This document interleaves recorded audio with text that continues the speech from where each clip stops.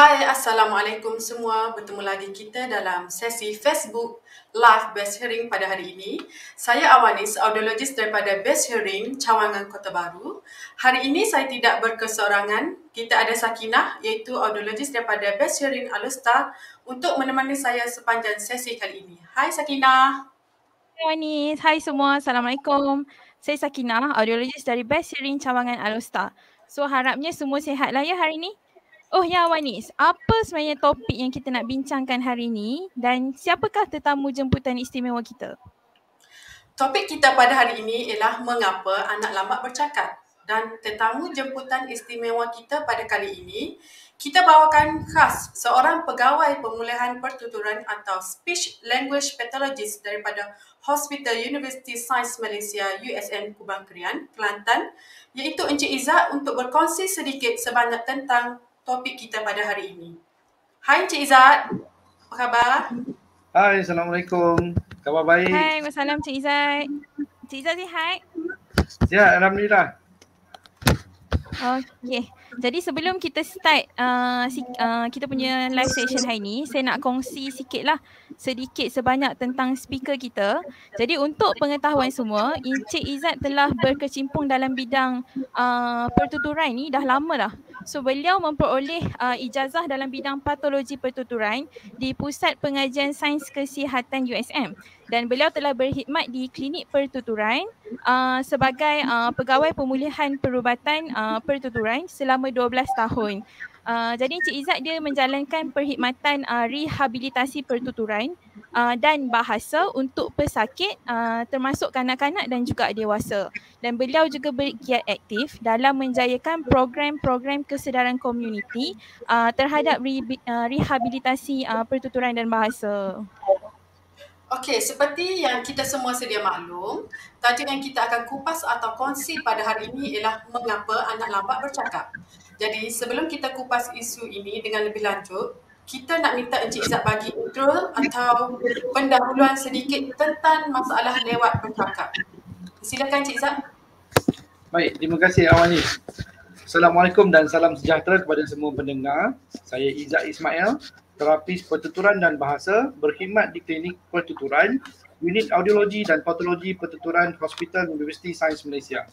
So, pada hari ini kita akan kongsikan beberapa perkara berkaitan dengan kelewatan pertuturan dan bahasa serta teknik-teknik pertuturan dan bahasa untuk kanak-kanak. Selain itu juga saya juga akan menceritakan tentang perkhidmatan terapis pertuturan bahasa untuk kesedaran masyarakat. Maka menjadi keperluan untuk terapis pertuturan bahasa untuk menghebahkan perkhidmatan yang disediakan oleh kita di sini untuk membantu golongan-golongan ini. Golongan yang mana? Golongan-golongan yang ada masalah untuk dari segi komunikasi inilah. Masalah dari segi komunikasi ini dari segi kanak-kanak maupun dewasa. Beberapa perkara lain yang perlu masyarakat ketahui dalam usaha meningkatkan tahap kepekaan ini adalah mengenal pasti individu berisiko, mengetahui kesan-kesan jika lewat atau tiada rawatan diterima, seterusnya bagaimana rawatan dibuat serta mengetahui tip-tip untuk mengenal pasti tanda-tanda kelewatan ataupun kecelaruan bahasa.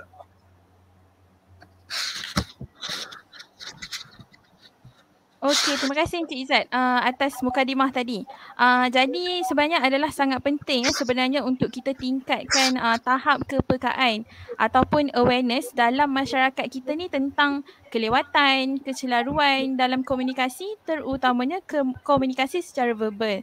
Okey, komunikasi verbal ni dia adalah dalam bahasa mudahnya mengenai bahasa baik dari segi tulisan ataupun lisan yang kita tuturkan. Betul. Okey. Jadi bercakap tentang bahasa dan pertuturan ni kan Cik Izzat, apa sebenarnya perbezaan pertuturan dan bahasa? Dan sebenarnya perkhidmatan apakah yang ditawarkan dalam bidang pertuturan ni? Baik. So untuk pertama kali ni kita akan ceritakan dulu definisi-definisi yang penting untuk kita kita ketahui dengan lebih dalam lagi dari segi pertuturan dan bahasa. Okay. Pertama kali ni untuk pertamanya bidang komunikasi. Komunikasi ni terbagi pada dua bahagian. Dua bahagian itu, bahagian pertama adalah bahagian bahasa, iaitu bahagian kedua adalah pertuturan. Selalu orang ingat ni pertuturan dan bahasa ni benda yang sama lah.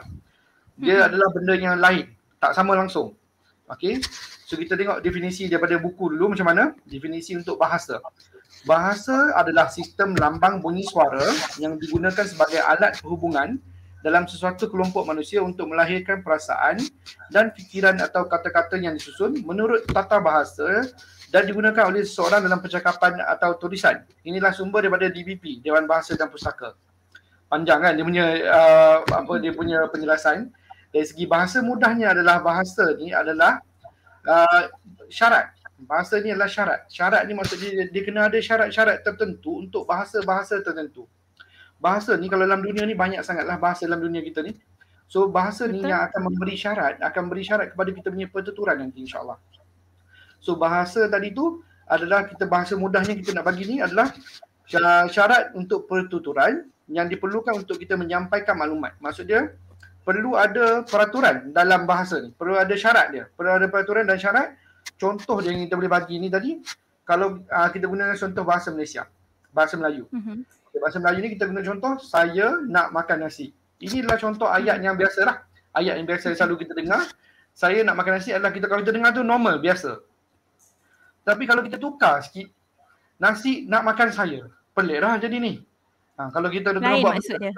Betul. So kita akan tengok, kita akan salah ni buat ayat ni. Ataupun nasi makan saya makan nasi, dia akan di susunan dia tu, peraturan dia tu lari. Maksud dia tak kena dia punya syarat dia tadi.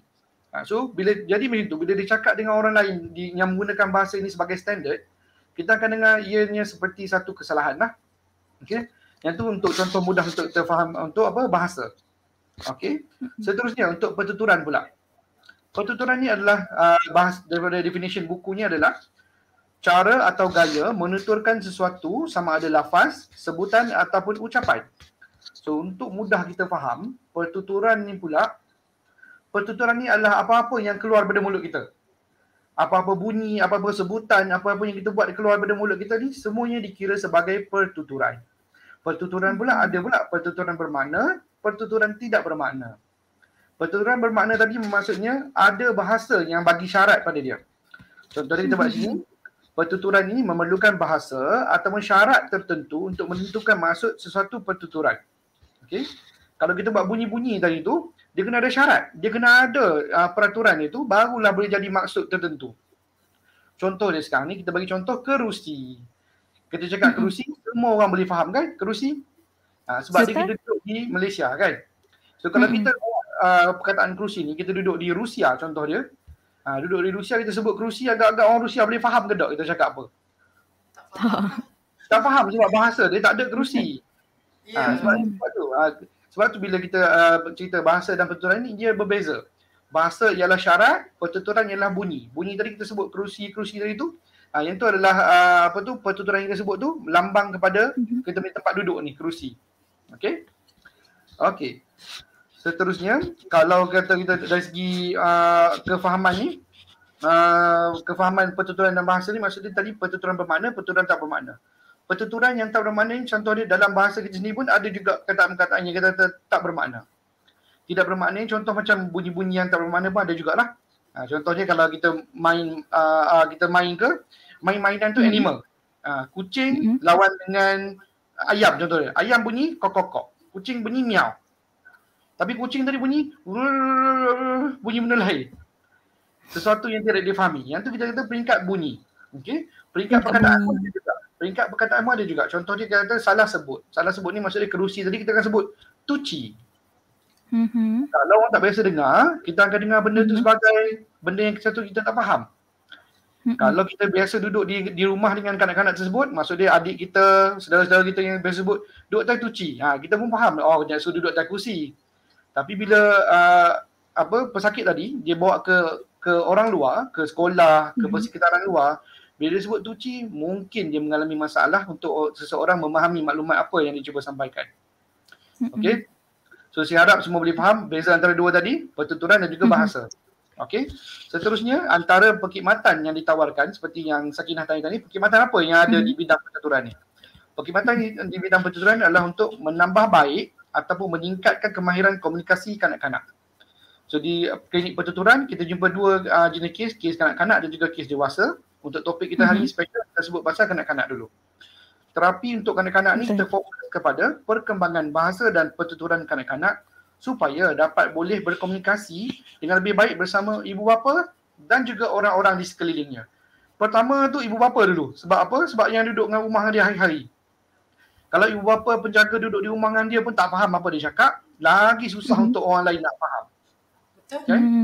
So, Betul. untuk kita dapatkan goals ni, untuk matlamat kita ni, untuk bagi komunikasi ni, komunikasi mestilah bahasa dan juga pertuturan ni difahami oleh ibu bapa dulu, penjaga dia dulu, seterusnya oleh penjaga orang-orang di sekeliling dia. Okey, so saya harap itu boleh jawab soalan kepada Sakinah tanya tadi, perkhidmatan-perkhidmatan yang kita ada dan juga pertuturan dan juga bahasa. Okey, terima kasih Encik Izzat. Okey, begitu padat penjelasan Encik Izzat tentang beza pertuturan dan juga bahasa. Sebab saya sendiri pun kadang-kadang kita ingatkan pertuturan dan bahasa tu sebenarnya benda yang sama. Okey, mungkin ada di antara penonton kita yang baru tahu sebenarnya wujudnya perkhidmatan yang ditawarkan oleh klinik pertuturan ni kan Awanis? Betul tu Sakinah. Bukan semua orang yang tahu sebenarnya tentang adanya klinik audiologi dan klinik pertuturan ni. Jadi adalah tugas kita untuk meningkatkan kesedaran orang di luar sana. Okey Encik Izzat, berbalik pada topik kita pada hari ini, dari sudut Encik Izzat lah sendiri sebagai terapis pertuturan bahasa, mengapa terdapat segelintir kanak-kanak yang lambat bercakap berbanding dengan kanak-kanak lain yang seusia dengannya? Baik, terima kasih Awanis. So untuk soalan ini, kebanyakan kes yang kita terima di klinik pertuturan, kebanyakannya memanglah kanak-kanak. Kes kita tu kalau dari segi case load yang kita jumpa, case load kanak-kanak lebih ramai lah. So dari segi kanak-kanak ni pula, dia kenapa kita kata dia ni lewat ataupun lambat bercakap tadi?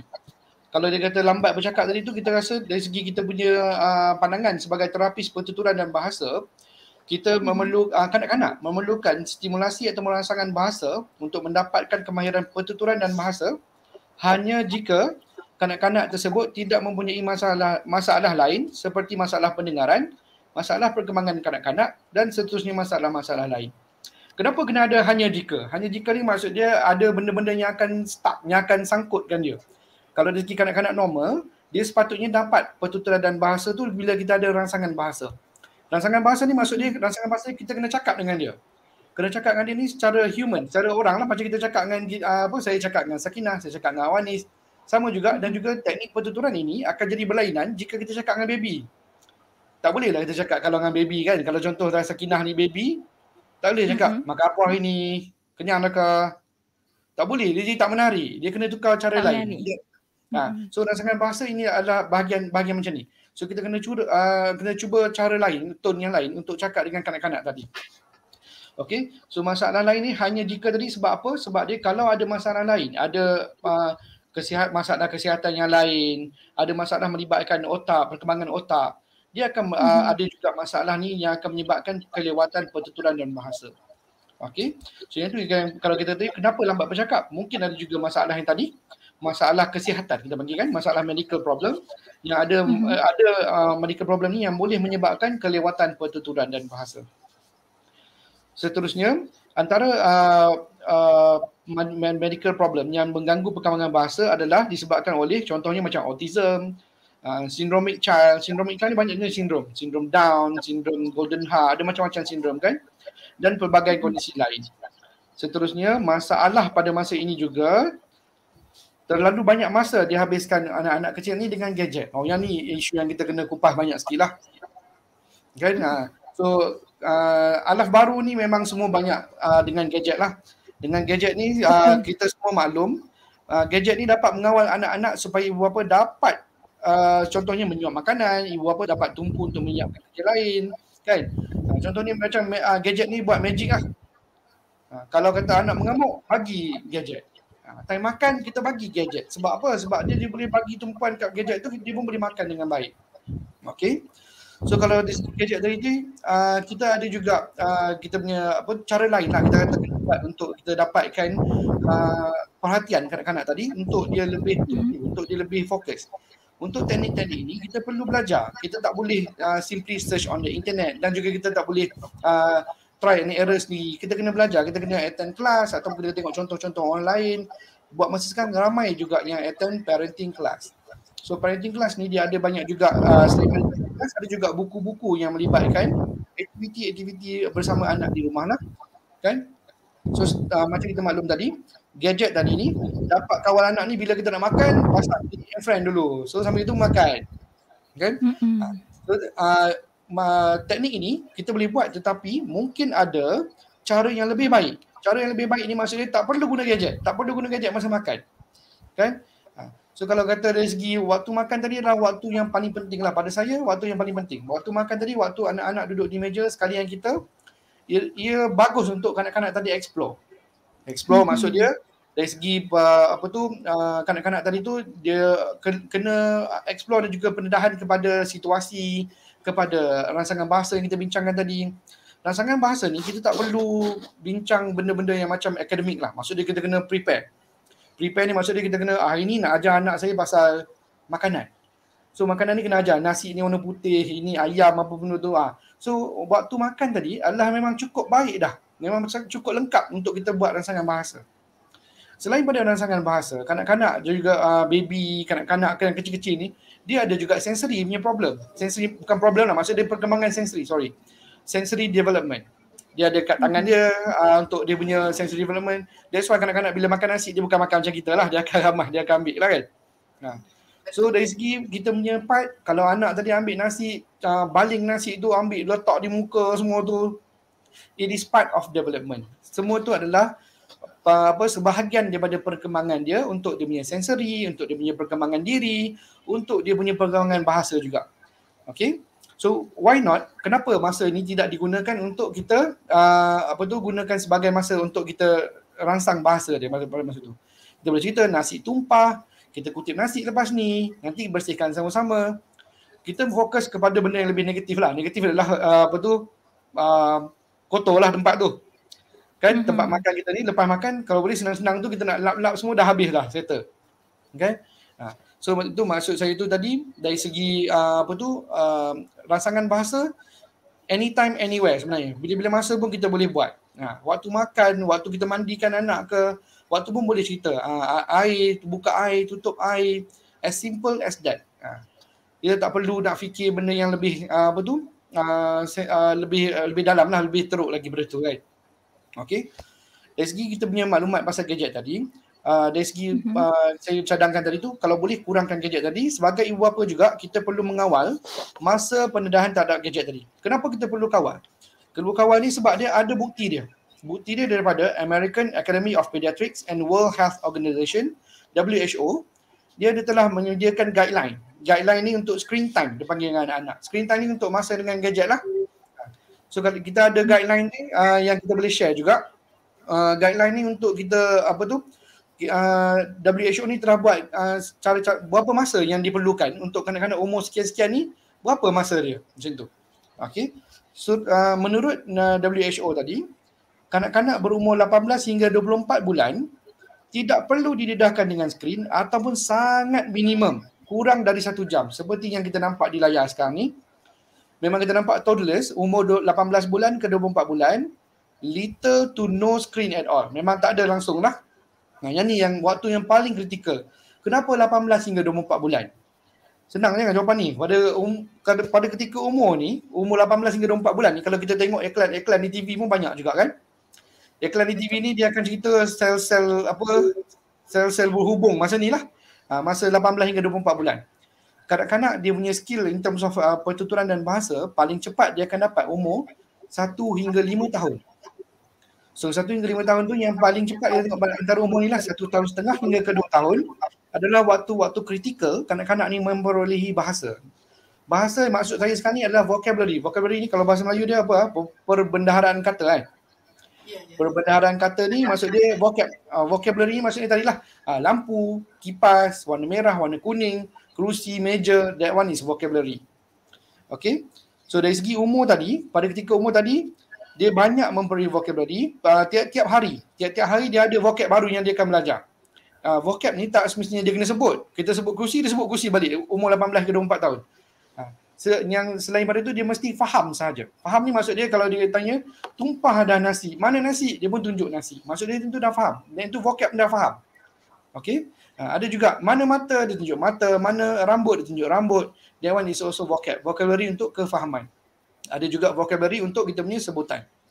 Okay. Vocabulary ni berkembang kalau kita train, kena cakap dengan dia. So ini kembali balik kepada kita punya cerita tadi in terms of gadget. Kanak-kanak kalau didedahkan dengan gadget, satu kumpulan lagi kanak-kanak didedahkan dengan pertuturan. Kan? Satu ni dia dengar YouTube saja, dengar cakap-cakap daripada YouTube saja. Satu lagi kita bercakap dengan dia.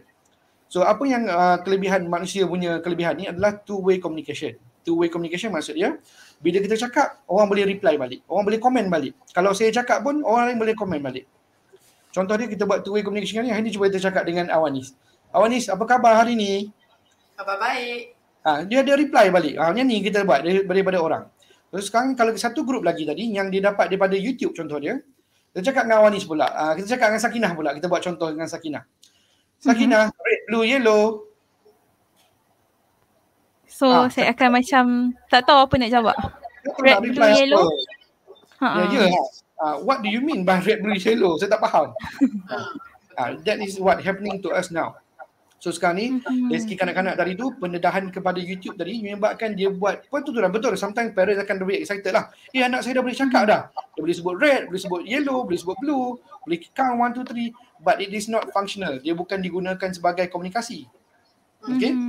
Macam tadi lah. Nak tanya Sakinah apa khabar hari ni, tapi red, blue, yellow, what is that? Kita tak faham kan?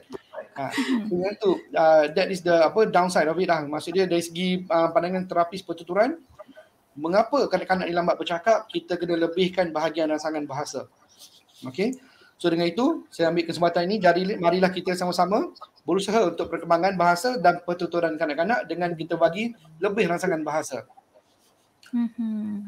Okay, terima kasih Encik Izzat atas penjelasan tadi. Saya tertarik dengan perkongsian Encik Izzat tentang penggunaan gadget. Kalau kita tengok sekarang ni, banyak ibu bapa yang dah cakna tentang penggunaan gadget ni. Ialah kita faham ada segelintir ibu bapa di luar sana yang sibuk dan kadang-kadang gadget tu adalah dapat membantu mereka untuk alihkan perhatian anak mereka kan. Contohnya kalau kita tengok waktu makan lah, anak tak nak duduk diam. Jadi kita pun buka YouTube, bagi anak tengok YouTube, nak bagi dia duduk diam. Betul tak Sakinah? Betul tu Awanis. Tapi tadi macam kita tengok Encik Izzat ada mention tentang guideline kan untuk screen time dengan anak-anak mengikut umur. Jadi kalau kita tengok screen yang Encik Izzat kongsikan tadi, kita boleh tengoklah sebenarnya untuk umur berapa tahun ni, macam tadi kan umur 18 tahun ke bawah sebenarnya no screen time yang kita perlu berikan kepada kanak-kanak ni. Okay. So sebelum kita teruskan lagi, kalau penonton-penonton ada apa-apa soalan yang nak ditanyakan dengan Cik Izzat, boleh tinggalkan di ruang komen dan kita akan jawab di hujung sesi nantilah. Okey. Cik Izzat, okey, kita sambung lagi. Boleh sambung lagi. Okey, tadi Cik Izzat dah bagi penerangan kenapa kanak-kanak yang lambat bercakap, tentang kanak-kanak yang lambat bercakap kan. Boleh tak kita nak tahu sebenarnya apa kesan kelewatan ataupun kecelaruan pertuturan dengan bahasa ni kepada kanak-kanak tersebut? Baik, boleh. Okey, seterusnya kita akan ke kesan pula. Bahagian kesan ni untuk terapis pertuturan bahasa, kesan yang paling besar yang kita rasa ni adalah kepada kemahiran komunikasi kanak-kanak tersebut lah, menyebabkan penyampaian maklumat ataupun pertuturan atau bahasa tidak sampai ataupun kita perlu meneka pertuturan tersebut. Kesan paling besar maksud dia, kita maklumat yang cuba disampaikan oleh kanak-kanak tersebut tak sampai pada kita, tak faham. Sama ada kita tak faham langsung ataupun kita kena teka. Teka ni maksud dia melibatkan lebih banyak bahagian pertuturan lah. Kalau bahasa tadi tu, ada juga kanak-kanak yang lebih gunakan tunjuk, tak? Dia akan tarik baju kita, tunjuk. Kita ambil salah tu, bukan, kan? So itu lebih kepada penyampaian bahasa tadi tu tak tepat lah, tak sampai maksud dia. Ada juga yang kita kena teka ni maksud dia bila dia tunjuk dan juga bunyi. Dia sebut tu otu. Apa benda kita tak faham perkataan dia. Kita kena teka lah apa benda tu. Kotak ke apa benda ke kan. So itu dari segi proses ni menyebabkan penutur tersebut mengalami tekanan kerana maklumat yang cuba disampaikan itu tidak difahami oleh orang lain. Yang ni adalah kes yang kita kata selalu yang kita terima lah. kanak-kanak tadi, kenapa kanak-kanak ni cepat mengamuk. Dia tantrum, kita suruh fikir kenapa tantrum kan. Tantrum ni sebab apa? Sebab dia maklumat dia tak sampai. Contoh yang paling mudah sekali makanan kan. Makanan ni kalau contoh kata dia nak makan nasi, tapi kita bagi makan mi. Tapi option tu ada, boleh makan nasi. Dia nak bagi tahu dia makan nasi, tapi tak boleh. So bila tak faham macam ni, dia akan menyebabkan kanak-kanak tadi dia akan lebih banyak tantrum lah. Dia akan show depression, dia akan show tak puas hati tadi, rejection, negation. Dia tak nak, dia tak suka benda tu. Okay? So yang ni dari segi kanak-kanak tadi, dari segi maklumat tadi tu, betul yang disampaikan tu tidak difahami, menyebabkan kanak-kanak jadi stres juga. Stres tu selain daripada dia mengamuk itu, ada juga dari segi kita punya side kita tu up until psychological punya effect lah. Dia jadi depressed, dia jadi cepat nak marah macam tu. Most of the cases, banyak yang kita jumpa kes yang macam ni adalah di kalangan dewasa pun ada. Kalau kes dewasa ni, kes yang kena stroke, kes yang accident kena kat kepala. Bila maklumat tadi tu dia tak sampai, cakap tak sampai, dia akan jadi lebih emosi lah, lebih senang nak marah macam tu juga. Senang nak marah. Benda macam ni, tidak perlu kita tunggu kita sakit, tak perlu kita tunggu kita kena stroke, tak perlu kita jadi ada jumpa budak-budak ke yang ada masalah. Kita sendiri pun, kalau kita cakap orang tak faham, apa yang kita rasa? Terfrust lah. Frust, kita akan rasa nak marah. Kan? Betul. Yang untuk kita nak marah tu sebab dia tak faham dia ni kan. That is the feeling yang budak-budak ni rasa lah, kanak-kanak ni rasa macam tu. Okey, seterusnya saya mengambil kesempatan ni juga untuk ibu bapa dan juga guru-guru di luar sana, jika berjumpa dengan kanak-kanak yang lewat perkembangan pertuturan bahasa, jangan tergagap untuk mendapatkan rawatan yang sepatutnya. Okey.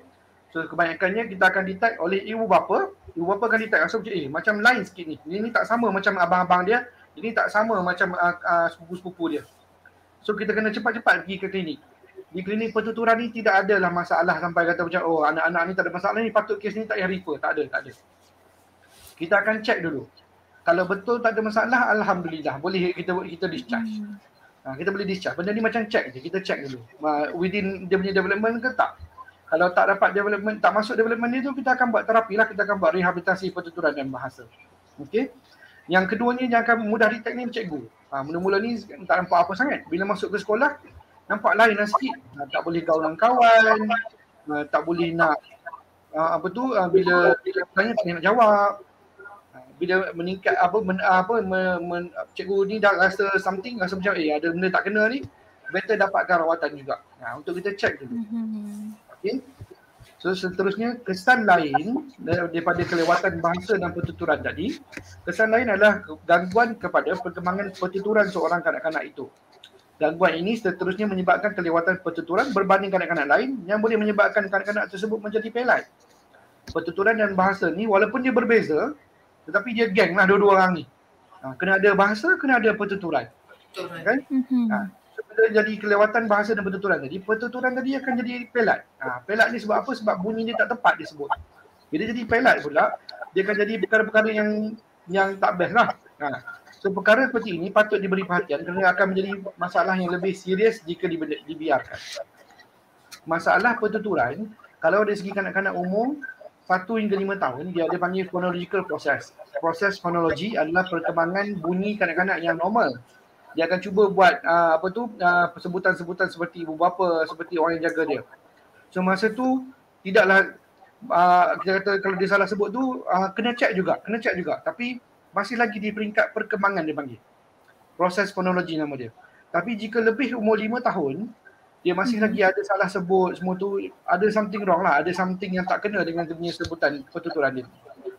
Yang tu lebih kita kena lebih aktif lah untuk kata dah lebih 5 tahun ni masih lagi macam ni. Kena juga pergi check lagi. Bawah 5 tahun tadi rasa macam pelak juga ni, kena nak hantar check dulu. Kita akan check dulu. Okey. Apa-apa yang menimbulkan kegusaran, menimbulkan tanda tanya di kalangan ibu bapa, sila refer, sila buat rujukan kepada terapi pertuturan insya-Allah. Okey.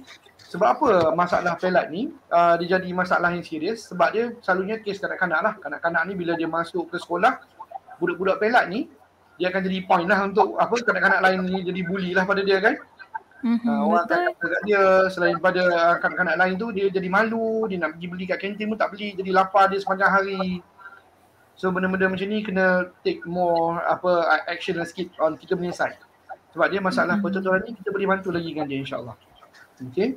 Seterusnya, dari segi kelewatan bahasa ni, terapis pertuturan akan memberikan perkhidmatan yang sepatutnya untuk kelewatan pertuturan tersebut dapat diurus dengan baik. Maksudnya, kita boleh buat terapi pada bunyi-bunyi pertuturan tadi supaya lebih baik sebutannya, lebih jelas sebutannya, supaya dia pun boleh menjalani hidup dia macam biasa. Boleh pergi beli kat kantin tanpa orang gelakkan dia. Macam tu. Okey. So, yang tu saya rasa saya dah cover kesan kelewatan pertuturan dan keluaran bahasa kepada kanak-kanak. Okey, maksudnya dekat sini Encik Zaid sebenarnya lagi cepat kita bawa kanak-kanak tu untuk rawatan, risiko untuk kita untuk perkembangan pertuturan dia terganggu tu kita boleh cuba untuk kurangkan lah. Betul, lagi awal lagi bagus. Okey.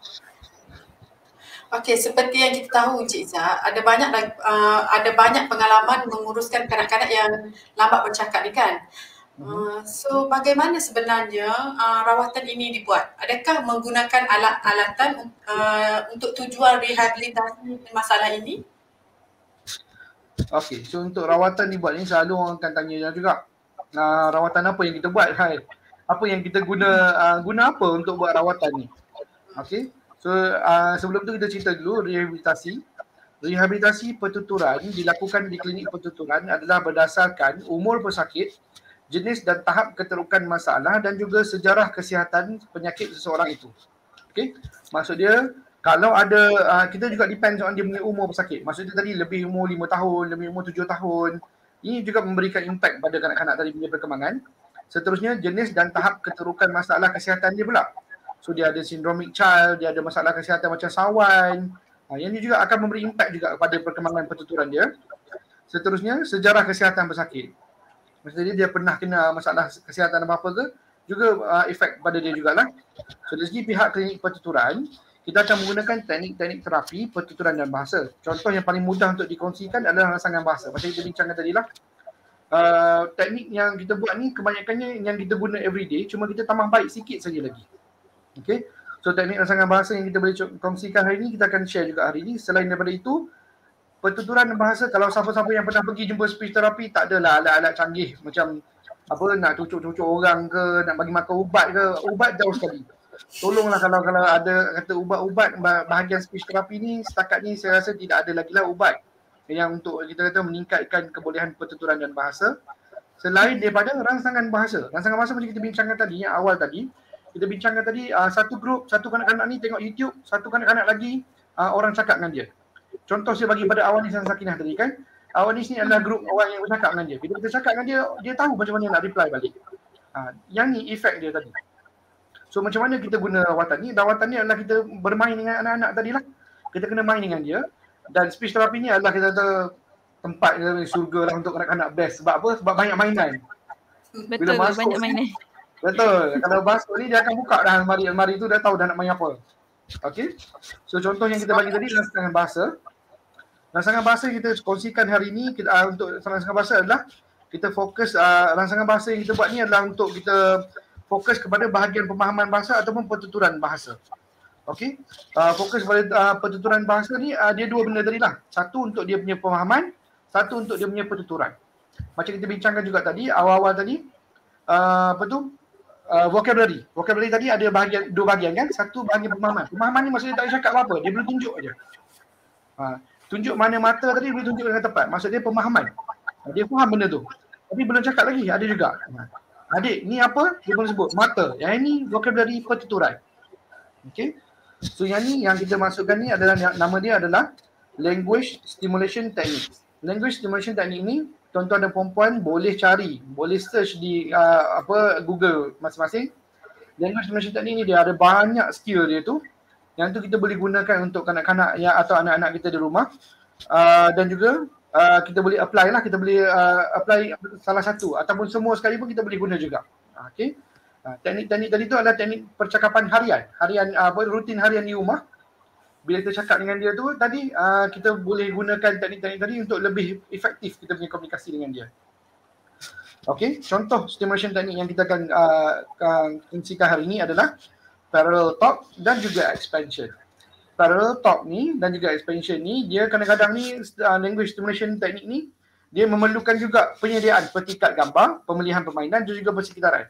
Maksud saya, dari segi penyediaan. Sebelum kita tahu dah anak kita ni dari segi pemahaman dia lemah lagi bahagian barang-barang di rumah contoh dia. So bila kita tahu macam ni, rutin yang kita buat dari tu, kita akan sediakan barang-barang di rumah untuk kita train dengan dia. Contoh lain pula, kalau kata dia ni animal kenal lagi.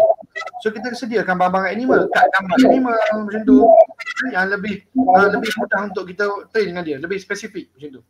Selain daripada spesifik part yang macam kita buat tadi tu, yang memerlukan penyediaan, ada juga yang kita memerlukan rutin harian macam biasa. Macam tadi lah, waktu makan, waktu mandi, waktu kita basuh pinggan. Okay? Kita akan ceritakan dulu berkenaan dengan parallel talk.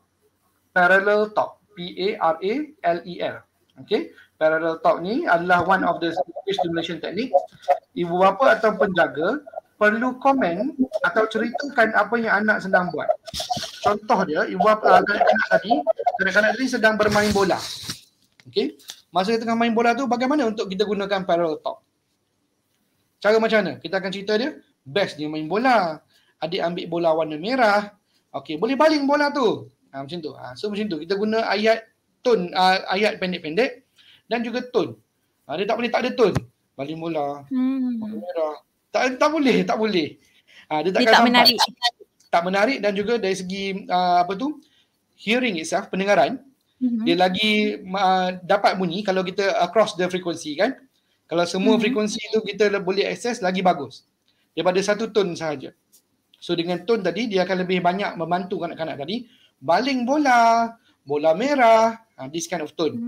Dan juga jangan guna ayat-ayat yang panjang lah. Okay, ayat panjang ni, adik main bola warna merah ke tu, jom kita main sama-sama. Panjang lah pula. Okay, kalau boleh kita gunakan ayat yang pendek-pendek. Ayat yang kita buat tadi tu kita boleh pendekkan, kita segmentkan dia. Adik main apa? Main bola, jom main sekali. Boleh pendek-pendekkan. Okay. Seterusnya, untuk teknik expansion. Expansion ni adalah teknik untuk memanjangkan pertuturan kanak-kanak.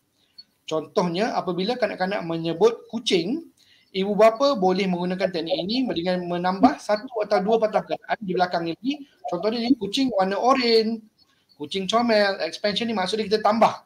Okay? Kanak-kanak sebut satu, kita sebut dua. Kanak-kanak sebut dua, kita sebut tiga. Macam tu. Okay? So kita panjangkan ayat dia. Okay, tambahan ayat ni, kita nak panjangkan ayat tadi tu supaya jadi lebih panjang, kadang-kadang ini dapat rangsangan bahasa juga. Selain daripada dia tahu kucing tadi disebut, dia akan dengar ada kucing tadi warna oren pula. Kucing ni comel pula, yang tu. So kita nak panjangkan dia punya perkataan tadi. Okay, selain daripada itu, perkataan ni juga, dia ada juga berkenaan dengan vocabulary. Vocabulary kena cukup juga. Kena cukup vocabulary untuk vocabulary ni maksudnya pemahaman juga pertuturan dia tu dari segi lampu merah biru semua tu, semua yang ada tu dia kena ada at least 50 patah ke atas lah. Maksud dia kalau ikut range umur dia. Umur 1 tahun ni dia kena kenal 50 ke 100. 2 tahun ni 200 ke 300. Makin besar umur tu makin banyak ribu dia punya kosakata perbendaharaan. So bila makin banyak tadi dia akan gabungkan perkataan tadi. Okay? So tadi kucing tadi boleh gabung lah. Kucing dengan comel. Kucing dengan makan ikan lagi. Macam tu. Okay. So yang ni teknik-teknik yang kita gunakan tadi, yang kita bincangkan dua tadi, parallel talk dan juga expansion. Yes. Okay. Seterusnya, proses-proses terapi yang menggunakan alat agak terhad lah. Kita tak guna sangat alat-alat ni. Kebanyakannya kita guna permainan tadi. So, kalau ada alat pun banyak yang guna untuk cara sebutan, pertuturan. Pertuturan ni ada satu alat ni, kita namakan dia sebagai speech buddies. Speech buddies ni boleh search dalam internet, kita tengok cara-cara macam mana kita gunakan. Kebanyakannya adalah untuk kanak-kanak yang salah sebut. Maksud dia bunyi R jadi bunyi R. Kita sebut roti jadi roti. In some dialect betul lah. Dialect tadi macam kita kata kalau kat Kelantan, kat Kedah betul lah. Makan roti kan sebut betul. Orang boleh terima. Tapi masalah yang ni berlaku apabila dia baca Jawi lah. Huruf Jawi, huruf Ra dengan huruf Ghain, dia kena bunyi sama. Ra baris atas dia akan jadi Ra, Ghain baris atas dia akan jadi Ra. Kan? So bila dia baca Bismillah, dia akan jadi Bismillahirrahmanirrahim lah. Jadi salah dah sebutan dia. Macam huruf Ghain. Tapi kalau dialek betul lah, dia sebut roti, rumah, tak ada masalah. Okay? So dari segi pertuturan tadi tu, kita gunakan alat tadi ataupun kita guna teknik-teknik terapi yang lain. Teknik terapi yang lain ni adalah untuk cara-cara macam mana nak dapatkan bunyi yang tepat. Bunyi yang tepat untuk dia sebut bunyi R dengan betul, bunyi S dengan betul tadi. So speech buddy tadi dia ada macam pen macam tu. Dia akan masukkan dalam mulut kita, dia ada tempat dia untuk letakkan kat lidah kat mana, letak gigi kat mana. So yang tu antara alatan yang kita boleh guna lah. Dan selalunya kita boleh dapatkan dengan cara bukan guna alatan tadi pun dah dapat dah insya-Allah. Kita train tunjuk kat dia lidah letak kat mana, bibir buat macam mana, macam tu kan. Itu pun dah cukup baik untuk kanak-kanak tadi untuk dia tiru pertuturan kita tadi. Okey, itulah antara beberapa teknik terapi dan juga rawatan-rawatan yang kita bagi di klinik pertuturan.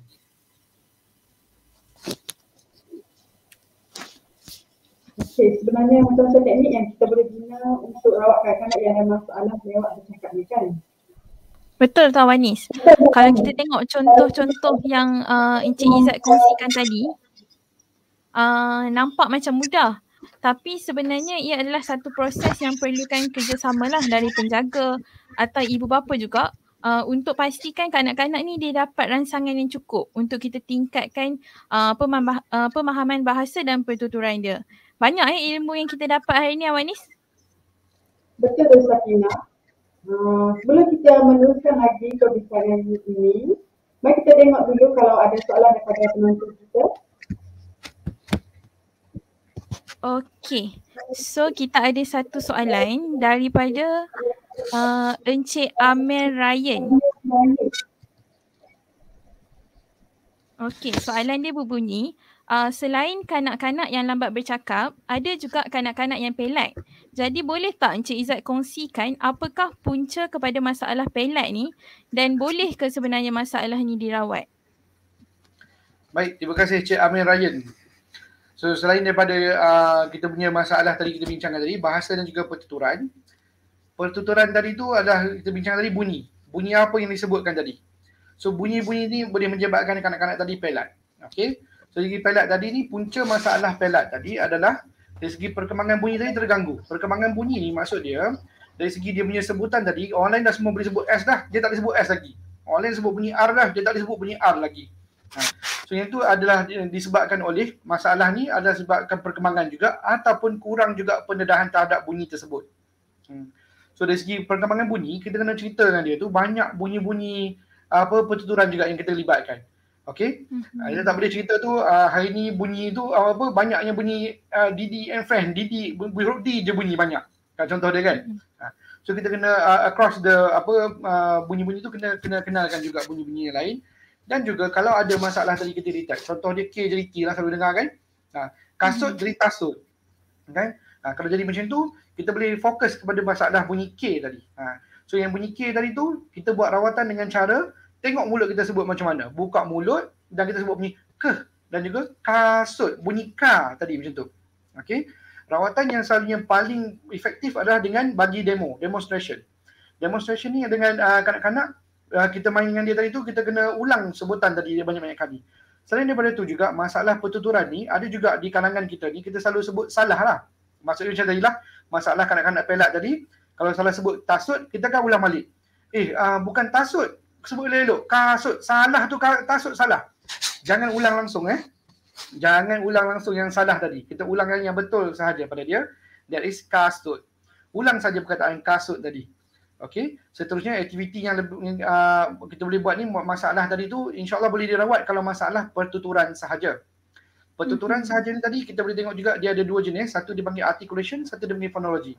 Articulation ni selalunya masalah salah sebut lah, kita panggil makhraj lah, salah letak lidah. Salah letak lidah, salah buka mulut, salah letak position gigi macam tu. Ada juga position lidah, position lidah kita ni salah menyebabkan bunyi tadi tu tidak tepat. Okey. Fonologi ni dia lebih kepada processing. Processing maksud dia bila dia dengar bunyi tu dia sebut jadi bunyi lain pula ke? Ada macam tu juga. Okey. So yang ni kita kena datang ke klinik pertuturan dan kita akan check balik dari segi fungsi mulut dia dan juga dari segi perkembangan bunyi dia macam mana. Perkembangan bunyi ni terapis pertuturan kita akan check satu-satu bunyi dia tu, bunyi apa yang dia dapat, bunyi apa tak dapat. So kita akan buat terapi based on that. Saya harap saya boleh dapat menjawab soalan daripada Encik Amir. Okey, so kita teruskan ke soalan seterusnya. Kita ada soalan dari Puan Fatin Farzana. Dia cakap, salam Cik Izzat. Saya ingin bertanya bagaimana pula dengan cara kebanyakan orang dewasa apabila bercakap dengan kanak-kanak. So mereka menggunakan cara seperti menyambung perkataan. Contohnya orang dewasa cakap kere, so kanak-kanak sambung te. So adakah cara ini betul sebenarnya untuk tingkatkan pengembangan kanak-kanak lah? Baik. So ini ada juga teknik rangsangan bahasa. Teknik rangsangan bahasa ini adalah yang kita belajar daripada parents kita dulu juga lah kan. Parents ni maksud dia dari segi kita punya cara sebutan tu dia akan word syllable completion nama dia. Syllable completion ni maksudnya bisa dia lah. Ini adalah kereta, tutup pintu kan. So macam itulah kita akan gunakan teknik tadi. Teknik tadi adalah sebenarnya bukan teknik rangsangan bahasa, bukan. Teknik rangsangan bahasa kita kena buat ayat penyata, kena cerita pada dia, Puan Fatin Farzana, kita kena buat ayat pada dia. Contoh dia kalau kita hari ni target dia kereta, kita kena cerita pasal kereta. Adik, hari ni kita main kereta, kereta besar, tolak kereta, laju je kereta, kereta jatuh, baik-baik. So apa yang kita buat tadi adalah target word kita adalah kereta, kita ulang kereta tu banyak kali. Tidak perlu kita buat completion tadi. Kereta jatuh. Apa jatuh tadi? Kereta. Tak nak. Jangan buat dah. So kita buat tadi, mostly kita akan buat tu ayat penyata. Penyata meaning that language stimulation technique. Stimulation technique maksud dia tadi, kita kena ceritakan apa target words kita tu dan kita ulang banyak-banyak kali. Ulang ni bukan macam bomo jugalah. Bomo kan. Kata-kata Cik Izzat kata kena ulang kereta banyak kali. Lepas tu pergi kat tepi telinga anak, kereta. Bukan dia macam tu. Bukan tu teknik bomo nama dia. Bukan macam tu ya. So pengulangan ni adalah dengan cara pertuturan dan juga bahasa. Maksud dia dari segi kita tadi, that's why saya bagi contoh tadi tu kita buat ayat pada dia. Kita main kereta tadi kan, kereta jalan, kereta laju, jatuh kereta. So kita kena ulang perkataan kereta tu. Ulangkan perkataan yang kita nak dia target word. Belajar tu lah. Ulang banyak kali. So ulangan tadi tu ada juga orang tanya ulang banyak mana. Soalan ni agak susah lah kita nak jawab. Dari segi kita punya terapis pertuturan, kita memang kekurangan sikit dari segi berapa kali nak kena ulang, sampai bila anak saya tak boleh cakap. Yang tu susah kita nak jawab sebab yang tu semua depends on kita punya terapi. Dan juga dari segi motivasi ibu bapa nak sambung buat di rumah untuk kita bantu anak-anak kita lagi insyaAllah. Sebab dia dari segi perkembangan pertuturan bahasa macam kita bincangkan awal tadi, ia depends, ia bergantung kepada umur bersakit. Tahap keterukan bersakit ada juga. Maksud dia dah okey, lepas tu tiba-tiba kena sawai. Ada pula masalah balik. So macam tu kita kena take into consideration also lah. Kita kena tengok juga. Berbalik pada soalan Puan Fatin tadi, cadangan saya tadi, kalau boleh kita gunakan ayat penyata, more to parallel talk yang saya bincangkan tadi. Kita akan ceritakan apa yang kanak-kanak buat. Contohnya kalau adik tadi main kereta, kita ceritalah. Adik main kereta besar. So kita gunakan teknik-teknik yang kita gunakan tadi. Yang dalam language stimulation techniques pun ada banyak lagi yang lain. That is parallel talk, self-talk and also description. Description tadi boleh juga digunakan untuk macam objek-objek inilah untuk kereta. Contoh dia boleh cerita kereta ada tayar 4, kereta warna hitam. Macam tu, kita boleh cerita macam tu lagi. Okay. So saya harap soalan tadi dah dijawab lah oleh Encik Izzat. So Awanis boleh kita teruskan dengan soalan seterusnya. Okey, kita ada satu soalan daripada Atai Ella. Saya nak bertanya, anak saya berumur 3 tahun dan kurang bercakap. Adakah anak saya perlu dibawa untuk terapi pertuturan? Baik, terima kasih. So untuk soalan ini, untuk umur 3 tahun dan kurang bercakap. So kita kena buat checking juga. Kita kena assess. Kita kena buat penilaian dengan dia. Adakah skill pertuturan dia, skill kemahiran pertuturan dan bahasa dia up to his age, up to dia punya age. Kanak-kanak tadi punya age lah kan. So dari segi panduannya adalah selalunya kanak-kanak umur 2 tahun. 2 tahun ni masih lagi tak keluarkan first word, masih lagi tak kenal lagi, tak boleh point lagi barang-barang yang kita tunjuk. Yang tu adalah red flag. Bendera merah maksud dia kena hantar cepat-cepatlah ke speech clinic. Tapi ada juga kes-kes yang macam yang bertanya ni tadi adalah anak-anak umur 3 tahun ada cakap tapi sikit-sikit. Macam tu.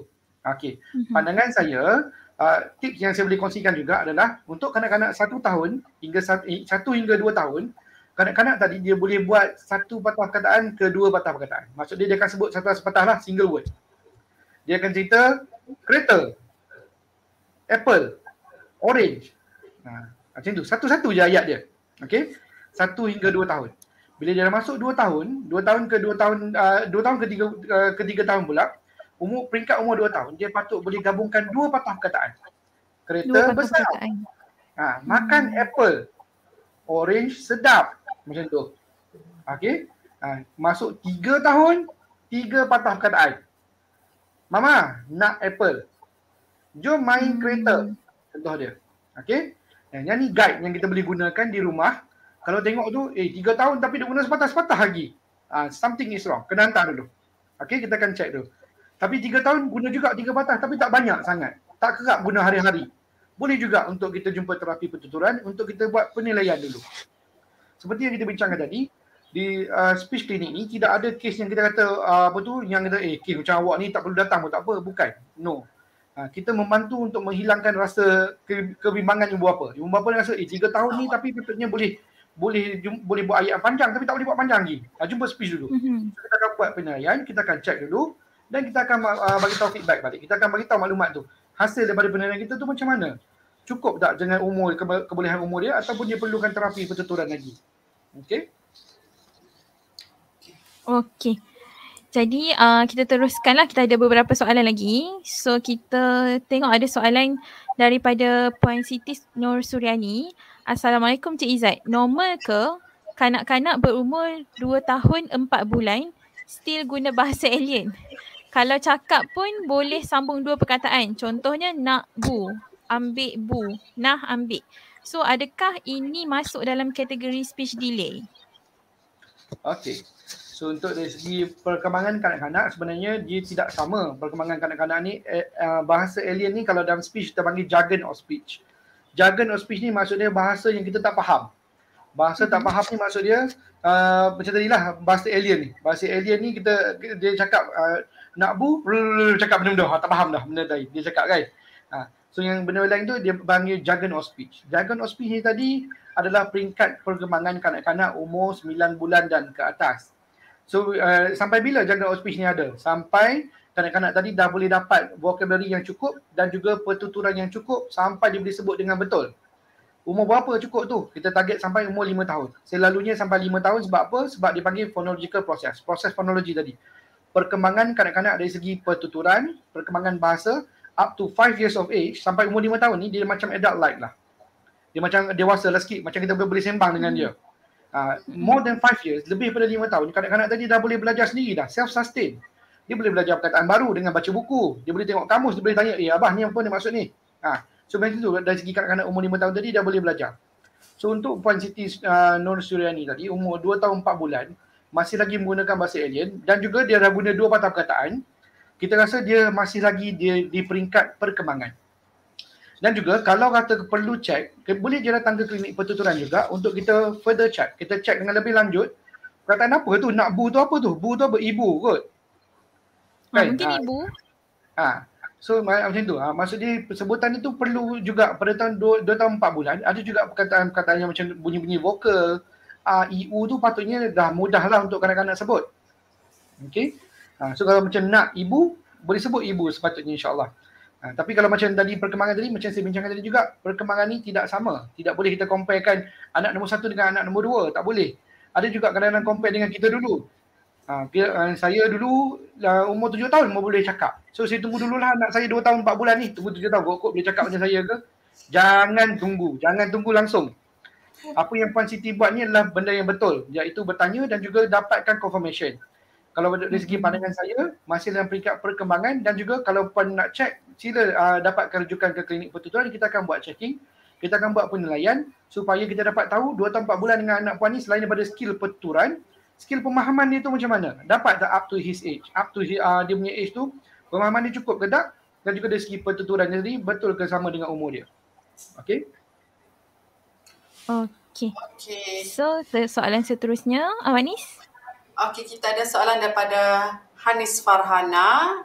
Okey, Assalamualaikum Cik Izzat. Macam mana jika ibu bapa menggunakan perkataan seperti comel kepada singkatan omel? Adakah ini akan memberi kesan kepada pertuturan kanak-kanak? Okey, terima kasih Puan Hanis Farhana. So this is very good question.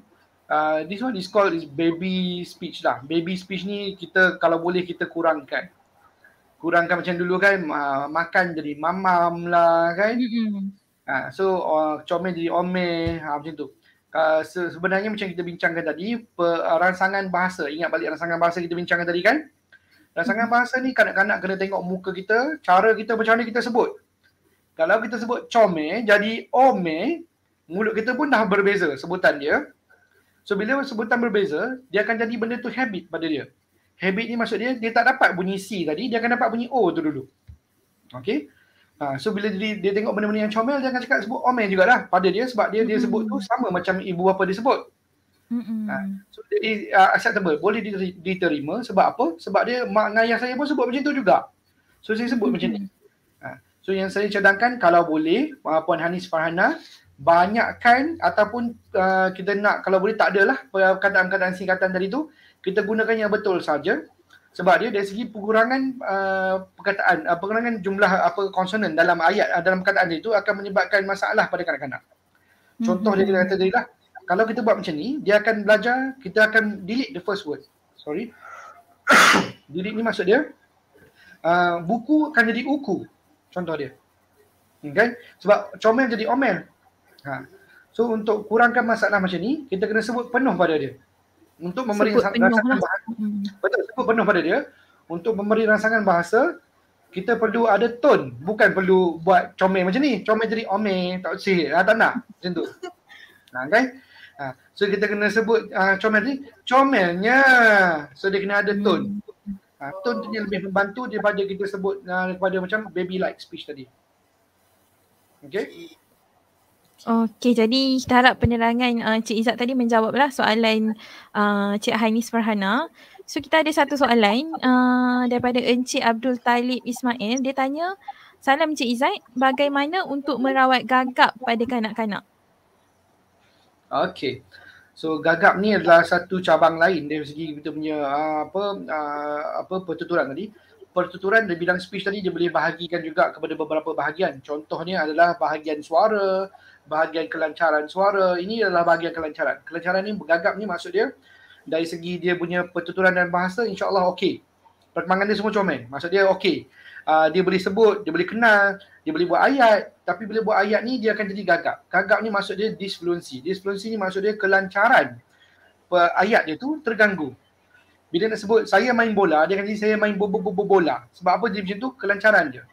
Kelancaran itu terganggu. Satunya kita boleh tengok juga dari segi sebab apa? Sebab dia kadang-kadang tu kekuatan mulut dia tu kita kena check juga. Dan juga kita boleh tengok juga sometimes tu kebanyakan kanak-kanak ni dia panggil developmental stuttering. Stuttering ni kita boleh bantu dia dengan cara kita kena stopkan dia dulu. Sabar dulu. Maksudnya bila dia tengah excited, selalunya gagap ni berlaku pada mula conversation, pada mula percakapan. Maksud dia excited nak cerita tadi. Nak cerita tadi, dia balik tadi jumpa kucing jatuh dalam longkang. Dia kan cerita kat abang. Abang balik tadi kucing tak keluar perkataan tadi. Yang tu perkataan apa tu yang nak mula tadi kan. Something nak mula tu dia jadi masalah. Yang kita akan cadangkan adalah stop, fikir dulu. Okey, jangan sergah. Selalunya kita akan apa dia? Cakap elok. Guys. So jangan buat macam tu. Yang tu adalah lagi mengganggu dia punya emosi, menyebabkan dia lagi gagap. Okey. Yang kita boleh buat adalah stop, fikir dulu, jangan cakap lagi. Fikir dulu kat sini. Nak cakap apa tadi? Slow fikir. Tadi pergi mana? Tadi pergi kat luar. Kucing jalan-jalan jatuh. Macam tu. So macam tu baru dapat maklumat dia tadi, dia nak bagi tahu tadi. Sebab dia bila dia excited tadi banyak sangat information nak keluar. Nak cerita tadi tu tentang susun ayat macam mana? Kucing jatuh luka nak cerita kat abah ke, nak cerita kat mak ke? Banyak sangat information nak keluar. Okay. So dari segi gagap tadi, dari segi pandangan saya adalah better untuk kita train dia untuk dia cakap satu-satu. Untuk dia kena sebut tu, kena susun di sini dulu, sebut dan juga sebut balik. Okay. Ada juga teknik-teknik lain untuk kita merawat gagap. Tapi kena tengok juga tahap keterokan gagap tadi macam mana. Boleh refer ke klinik pertuturan juga untuk kita check dulu. Encik Abdul Talib. So Cik Abdul Talib tadi boleh kita jumpa di klinik pertuturan untuk kita buat checking, kita buat assessment dulu, penilaian. Kita tengok setakat mana gagap tadi. Kita ada juga analyse dia dari segi dia punya peratus gagap dia tu. Is it acceptable? Boleh diterima? Macam kita cakap dia pun kira gagap juga. Kadang-kadang sangkut, kadang-kadang bunyi nak cakap apa? Yang tu pun dikira disfluency, gagap juga dikira. Tapi ada peratusan yang dikira normal, yang kita boleh dikira acceptable. Sorry, bukan normal, acceptable, boleh diterima. Okay. Tapi kalau peratusan tu tinggi sangat, maksud dia disfluency tu sangat tinggi, banyak kali berlaku, kita kena buat terapi dengan dia. Terapi tadi tu boleh guna banyak teknik lagi yang berlainan yang kita bincangkan tadi. Adalah beberapa teknik saja, iaitu stop, fikir dulu nak cakap apa, ataupun sebut satu-satu, speak one by one. Okey. Itu antara teknik yang kita boleh share. Kalau nak tengok lebih spesifik, mungkin kena jumpa dengan speech therapy di berdekatan dengan Cik Abdul Talib. Okey, terima kasih. Okey, kita ada satu soalan yang agak istimewa daripada Sarah. Hai Encik Izzat, nak tanya macam mana kita nak kurangkan atau tak ada terus screen time tu tanpa anak-anak tu throw tantrum? Okey. Okey, terima kasih Puan Sarah. Untuk kalau kita dah terbiasa bagi anak kita dengan screen time, so kita tak boleh tak boleh hilangkan dia serta-merta. Serta-merta maksud dia selepas mendengar talk sejarah hari ni dengan Cik Izzat, balik ni makan ni no more screen time. Tak boleh dah bagi kat dia. So kita tak boleh hilangkan dia serta-merta sebab dia akan mengamuk. Yang kita boleh buat adalah dengan gradually, sikit-sikit. Sikit-sikit maksud dia, kita hari ni kita setkan limit macam tadi lah, kita berpandukan WHO tadi, kita ada limit masa dia. Kita target sehari kurang daripada 1 jam. So kita spend 5 minit tu untuk sebelum makan tengok sekejap dan stop. Habis tengok tu stop, kita nak fokus makan pula. Okay. Contoh yang kita boleh bagi kan, ada juga kita boleh buat chart, reward chart. Reward chart ni maksud dia kalau dia buat perkara-perkara yang positif, maksud dia tolong kemas rumah, dapat 1 star. Cukup 5 star, dapat main telefon 10 minit contoh dia. Selain daripada tu, screen time juga in terms of kita punya gadget pula. Gadget sekarang ni ada Google pun dia ada satu parental control kan. So that parental control kita boleh install kat kita punya anak kita punya phone dan juga kita punya phone. So kita boleh limitkan masa berapa lama yang kita boleh main dengan dia. Okay, maksudnya tadi dia dah dapat reward tadi cukup 5 star dapat main tadi. So maksud saya tadi untuk Puan Sarah, untuk kurangkan atau tak ada terus, memerlukan masa Puan. Dia memerlukan masa, maksud saya ni kena kurangkan sikit-sikit. Untuk sebelum ni dia dah tengok 10 jam, 10 jam lama sangat. 3 jam sehari dia tengok contoh dia. Kan? So pertama ni kurang 2 jam setengah dulu ke. Tak boleh dah daripada 3 jam ni kurang di 1 jam tu. Oh ya Allah lamanya budak ni. So dia akan jadi mengamuk lah sikit. So macam mana cara dia adalah dengan cara reward chart tadi. Reward chart tadi tu maksud dia ada aktiviti dia perlu buat untuk dapatkan masa bermain tadi. Masa bermain tadi pun ada kawalan dia, maksud dia kita kena ada syarat juga. Waktu makan no more phone. Tak ada phone, tak ada screen masa makan. Tak ada screen masa pukul 6 hingga 7 petang, that is waktu beriadah untuk family. Waktu ni semua kena ada kat luar. Kita main badminton ke apa semua sama-sama. Macam tu kan. Kena ada that kind of syarat. Kalau syarat ni kita baru nak implement hari ni, baru nak buat hari ni, memang memerlukan masa. Kita kena banyak sabar sikit dan kita kena buat gradual. Maksud dia sikit-sikit sampai kita dapat kurangkan screen time tadi ataupun tak ada terus insya-Allah. Okey. Terima kasih Encik Izzat atas explanation Encik Izzat. Encik Izzat, kita ada beberapa soalan lagi. Encik Izzat okey ke nak teruskan? Okey, boleh. Okey, kita ada lebih kurang dalam 3 soalan lagi daripada penonton. Okey, soalan yang seterusnya daripada Puan Farah Farhana. Salam Encik Izzat, ada tak tips berkesan untuk kaum bapa bermain dan bercakap dengan anak-anak berusia di bawah 5 tahun? Okey, ini supaya anak-anak bonding dengan bapa dengan baik. Terima kasih.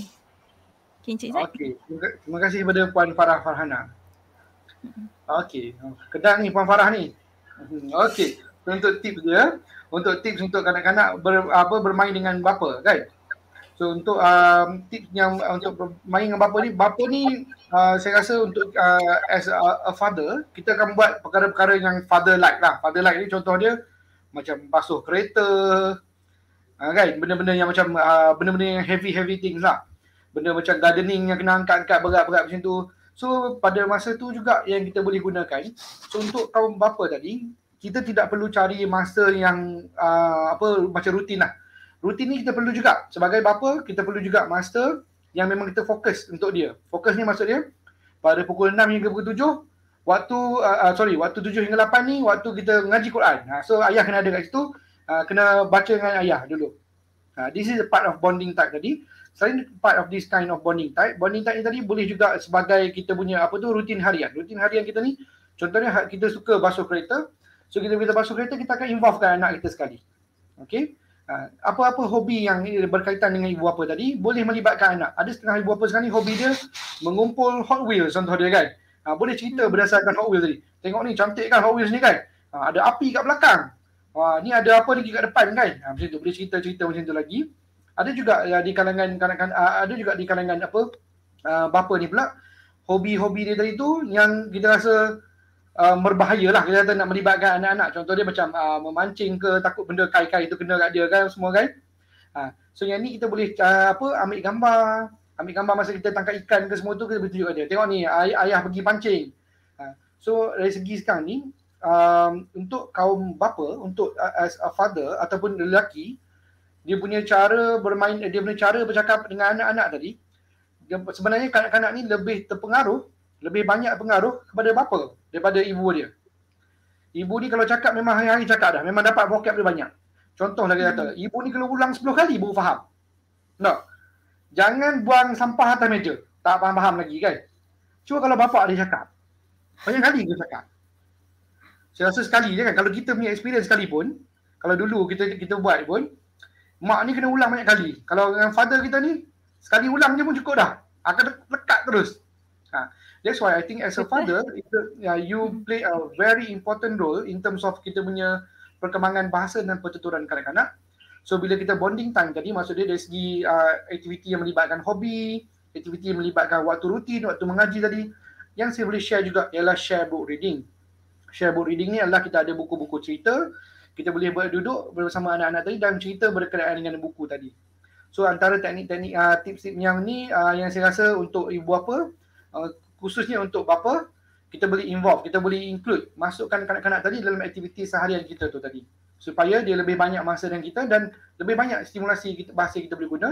Dan juga ibu bapa juga perlu belajar cara-cara teknik tadi. Bapa ni selalunya tak banyak cakap kan. Contohlah kata tadi situasi basuh kereta ni tadi, ambil tu, buh air sini, cuci tayar. Tak boleh macam tu. So in terms of ilmu, pengetahuan, tips untuk bapa pun kena ada ilmu perangsangan bahasa. So untuk ibu-ibu atau bapa-bapa yang cari language diversion teknik tadi, boleh share antara dua tadi, gunakan di kalangan bapa tadi tu untuk kita gunakan dengan anak-anak tadi. So kita guna tadi, tak bolehlah kita guna tadi, basuh kereta tadi boleh cerita, ambil air, simbah, 1, 2, 3, simbah air. Macam tu. Boleh gunakan tu sebagai kita punya teknik rangsangan bahasa semasa kita buat aktiviti tu juga, insyaAllah. Okey, terima kasih Encik Izzat. Kita yang, sebab kita pun tahu kan, kadang anak ni dia lebih banyak bonding dengan ibu kan. So kita berharap sharing ataupun tips yang Encik Izzat bagi tadi tu dapat bantulah ayah-ayah kat luar sana untuk lebihkan, tingkatkan bonding dengan anak-anak lah. Okey. So Awan ni soalan seterusnya. Ni soalan second last lah. Okey, kita ada satu soalan daripada Wirda Mushida. Salam Encik Izzat. Biasanya berapa lama tempoh terapi yang diperlukan untuk membolehkan kanak-kanak speech delay bertutur dengan baik sebelum didischarge daripada terapi pertuturan? Baik, terima kasih Pak Wirda. So soalan ini sangat mencabar, sangat susah nak jawab.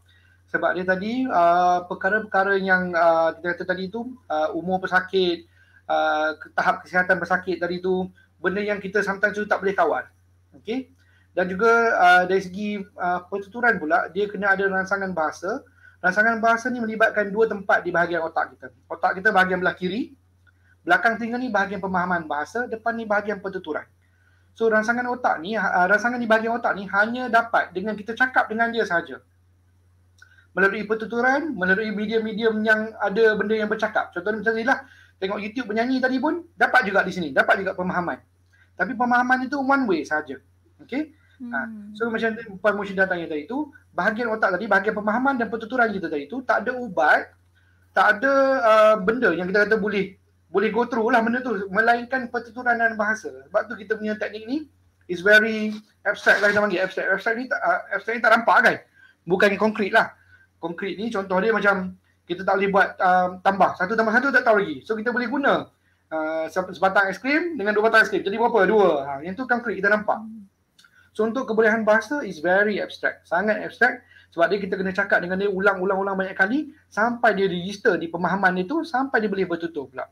Untuk tempoh terapi pertuturan yang diperlukan bergantung kepada kanak-kanak tadi punya performance ataupun dari segi dia punya tahap kesihatan dan dia punya motivasi juga untuk dia menjalankan terapi. Kadang-kadang makan masa sehingga bertahun-tahun juga. So dari segi bertahun tadi tu, appointment kita tu kita akan jumpa lah 3 bulan sekali ke macam tu, kita akan follow up balik. Dah kenal kenal haiwan, kita tukar pula kategori lain pula contoh dia. Dah buat satu patah perkataan, kita tambah jadi 2 patah perkataan pula. So benda-benda macam ni memerlukan masa dan juga dari segi kita punya jumlah pesakit sekarang makin ramai. Makin ramai dari segi kita punya patient-patient untuk masalah pertuturan dan bahasa, menyebabkan kita pun ada juga limitation. Kekangan bahagian kita ni adalah masa. Dan juga terapi ni nama lain dia juga memanglah kita selalu cakap dengan patient juga, terapi, nama lain bagi terapi adalah masa. Memang memakan masa. Kalau awak datang terapi hari ni, tempoh anak saya boleh 3 tahun tapi boleh buat satu patah perkataan. Dengan jumpa terapi 6 kali, you expect untuk anak saya ni boleh buat 3 patah perkataan is impossible. Susah nak buat. Okay. So dengan kita punya skill semua tadi tu, dia memang kita tak boleh nak agak, kita tak boleh nak bagi tahu berapa lama tempoh terapi yang diperlukan untuk satu patient speech delay ni. Speech delay ni dia ada banyak jenis, Puan Wilda juga. Dia ada secondary. Secondary tu autism, secondary tu Down syndrome ke. Kalau autism tu is for life. For life tu memang kita boleh kurangkan sahaja dia punya masalah tadi tu supaya lebih efektif dia punya communication. Efektif dengan banyak lah. Sorry. Okay. So dari segi dari segi berapa lama tempoh tadi tu, sangat sukar untuk saya jawab, tetapi yang kita perlukan adalah komitmen dua-dua pihak, ibu bapa dan juga terapis, insyaAllah. Terapis, okay. So macam Encik Izzat cakap tadi lah, terapi adalah masa kan. So betul. Dia bergantung sebenarnya. Okay Encik Izzat, kita tengok soalan yang terakhir lah daripada Puan Nurul Fatin. Assalamualaikum Encik Izzat. Sekiranya kanak-kanak berumur 1 tahun 11 bulan menyebut perkataan tak lengkap, contoh macam panas dia sebut pa sahaja, mana dia sebut ana, okey ke?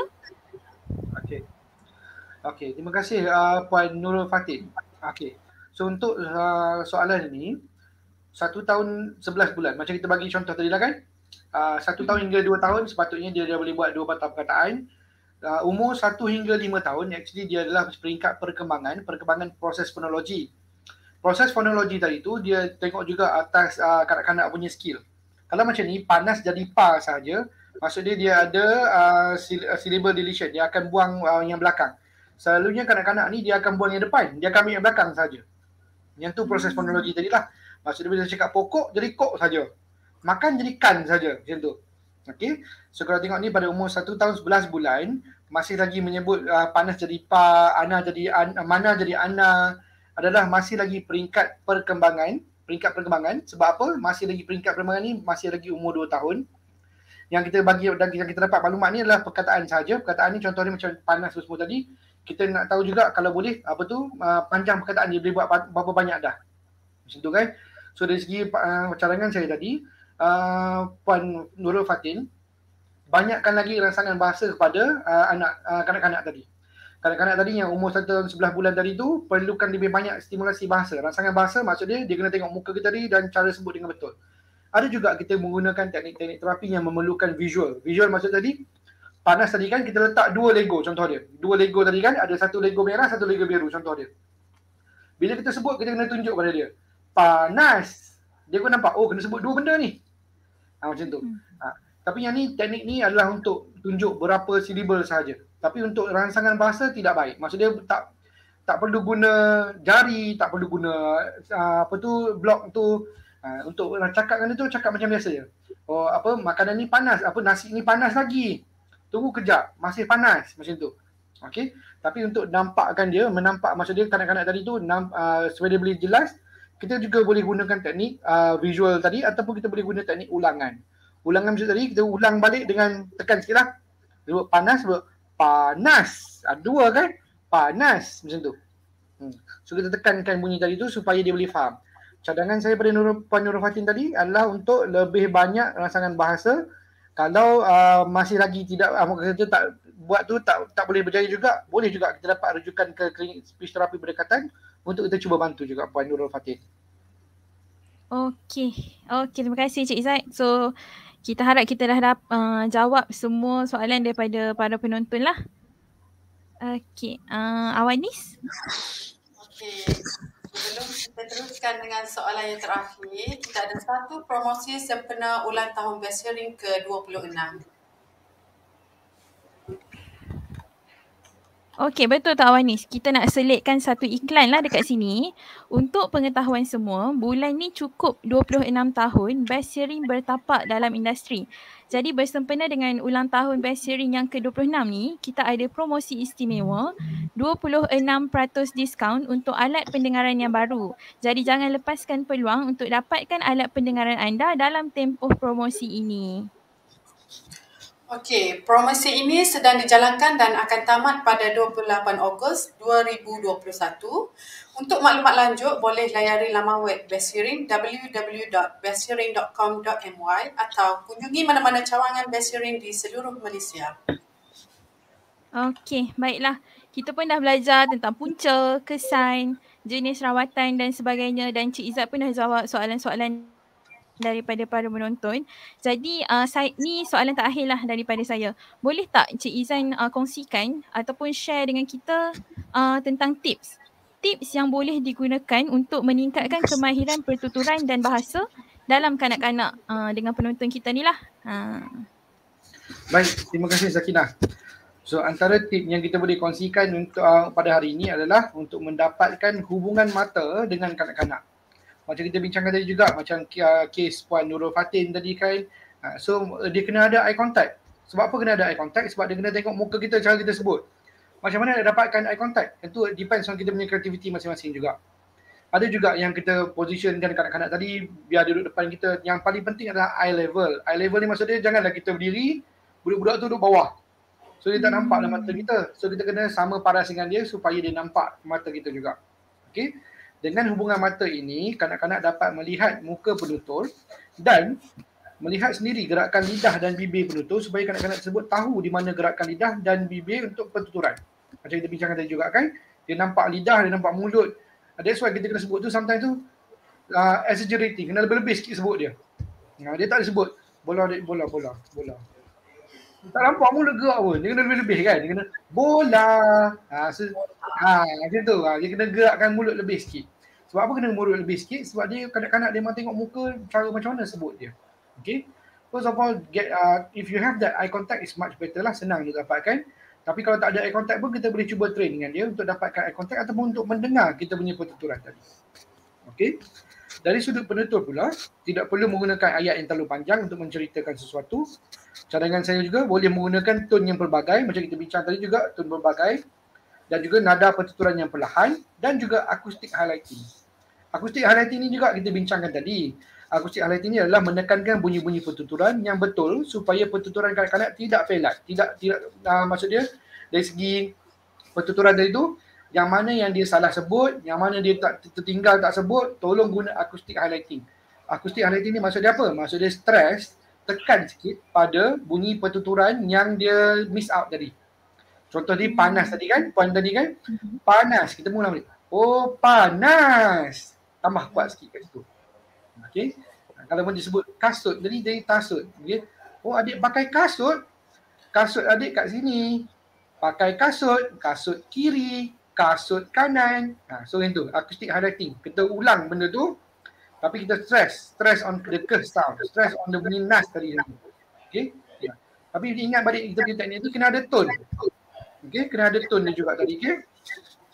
Seterusnya, tip kita yang seterusnya, ramai di kalangan ibu bapa juga menggunakan soalan untuk bertanya sebagai rangsangan bahasa semasa berkomunikasi dengan anak. So, saya mengambil kesempatan ini juga. Soalan bertanya adalah bukan teknik rangsangan bahasa. Okay. Kita banyak tanya soalan kan.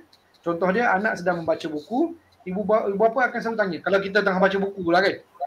Kalau kita ni baru nak belajar, dia akan banyak tanya soalan. Baca buku tadi pasal sang kancil. Okay. Kita akan banyak, ibu bapa ni akan banyak tanya. Sang kancil kan ni? Sang kancil buat apa? Sang kancil pergi mana? Ni siapa? Banyak soalan. Lepas tu satu ni yang kita paling suka adalah ini warna apa? Kancil buaya ada berapa ekor? Itulah soalan dia yang paling favorite. Warna apa, berapa ekor kan? So yang tu adalah bukan teknik rangsangan bahasa. Teknik rangsangan bahasa macam kita bincangkan tadi adalah ayat penyata. Okey. So kita perlukan kurangkan soalan dan lebih banyakkan ayat penyata. Ayat penyata ni contoh ni macam tadi sang kancil ni. Buku sang kancil. Kancil lintas sungai. Dia lompat atas buaya. Dia nyanyi 1, 2, 3 ketuk kan. Macam tu. Kita guna ayat penyata. Jangan guna soalan. Boleh ada soalan tapi kurangkan dengan banyaknya. Jangan tiap-tiap page tu semua soalan je. Kan? Ataupun soalan yang kita selalu tanya adalah dengan kanak-kanak ni bila balik sekolah kan. Abang buat apa hari ni kat sekolah? Itu kenalah tanya soalan nak buat ayat penyata macam mana yang tu kan. So dia akan ceritalah. Cerita ni betul ada lagi ke? Abang buat apa, makan apa kat sekolah? Daripada situ dia dapat information tu, kita boleh buat penceritaan yang lain pula. Maksud dia, contoh dia tadi, abang pergi sekolah hari ni, abang tak makan pun. Kenapa tak makan? Sebab dia ada orang pinjam duit. So kita cerita dia, okey bagi pinjam duit ni macam ni, apa semua tu. Ada ayat penyata pula lepas tu. Dan juga boleh masukkan elemen-elemen nilai lah. Nilai-nilai murni, nilai-nilai yang kita belajar dulu kan, untuk kanak-kanak tadi. Seterusnya, untuk maklumat lanjut untuk tuan-tuan dan puan-puan, untuk kita ada juga Facebook page, nama dia Growing Up with Eun, EWYN, Growing Up with EWYN. So page Facebook ni dia ada banyak infografik menarik berkenaan aktiviti-aktiviti perkembangan pertuturan dan juga bahasa. So yang ni memang dibuat oleh speech therapist juga. Dia buat ni berkaitan dengan aktiviti. Contoh dia Lego. Aktiviti Lego ni betul macam kita nampak di skrin sekarang ni, Growing Up with Eun. Boleh cari Facebook page dia ni. Dia ada infografik dalam tu. Kalau kita main Lego, apa target words kita? Kalau kita main masak-masak, apa target words kita pula? So dia ada dah kat situ. Nak masak berapa lama semua tu. Kita dah siapkan dekat kita ada share juga bahagian Facebook page tu untuk aktiviti-aktiviti yang kita boleh buat bersama anak di rumah. Okey. Ini adalah cadangan-cadangan saja supaya tuan-tuan dan puan-puan boleh dapatkan guide, cara-cara lah macam mana cara untuk kita buat ni dengan anak-anak di rumah. Kalaupun kita merasa blank dah, nak buat apa lagi so kita kena tengok di Facebook page ni supaya dapat ilham baru ke insya-Allah. Okey. Selain itu juga, kalau jika didapati anak-anak tuan-tuan dan puan-puan lewat dalam perkembangan dan bahasa, sila dapatkan surat rujukan segera ke klinik pertuturan berdekatan dengan anda. So kalau macam kita bincangkan tadi, kalau rasa kita ni lewat, kalau tak sama perkembangannya dengan kanak-kanak yang lain, jangan tunggu langsung. Ambil terus ke klinik mana-mana berdekatan, minta dia rujuk ke klinik pertuturan yang berdekatan dengan anda. Okey? Terima kasih sekali lagi Encik Izzat atas tip dan perkongsian yang diberikan hari ini. Cukup banyak dan luas sebenarnya kalau kita nak kupas lagi kan? Betul. Kalau boleh ni, kita nak tanya banyak lagi soalan dengan Encik Izzat. Tapi, yalah sebab bukan senang kan kita nak dapat peluang belajar tentang pertuturan ni. Macam-macam Encik Izzat explain kat kita tadi tentang punca-punca, macam mana tips kan kita nak cater masalah-masalah ni. Apa cara yang kita boleh praktikkan dekat rumah. Okey, tapi itulah masa mencemburui kita. Kita pun dah 1 jam lebih kita live hari ni. Agak lama. Okey. So dalam kesempatan ni saya nak ucapkan terima kasih lah dekat Encik Izzat sebab sudi luangkan masa dengan kita petang ni. Okay, and kongsi dan jawab semua soalan-soalan daripada kita punya penonton. Dan terima kasih juga kepada para penonton yang sudi join kita punya live hari ni tentang masalah lewat bercakap. So sebelum kita end ni, Awanis ada apa-apa ke nak cakap? Okey, sebelum kita akhiri hari ini, di sini ada satu penghargaan daripada Best Hearing kepada Encik Izzat, iaitu CJ penghargaan untuk Encik Izzat sebagai penceramah jemputan di sesi Facebook Live bertajuk Mengapa Anak Lambat Bercakap. Nanti CJ penghargaan ini saya akan hantarkan dekat klinik pertuturan HUSM lah. Baik, terima kasih. Okay. Jangan malu untuk jemput lagi untuk kita bagi start lagi. Ya Encik Izzat? Jangan malu-malu untuk jemput kita lagi. Saya ada lagi banyak lagi topik yang lain juga yang boleh bagi topik-topik yang lain. Betul. Kalau kita ada Facebook live session yang tentang pertuturan ni, InsyaAllah kita akan jemput Encik Izzat lagi lah. Sebab penerangan daripada Encik Izzat pun dia untuk kita kata mudah untuk penonton kita faham. Bahasa mudah lah. InsyaAllah. Okay, so sampai sini saja best hearing punya Facebook live hari ni. Terima kasih semua. Assalamualaikum. Salam.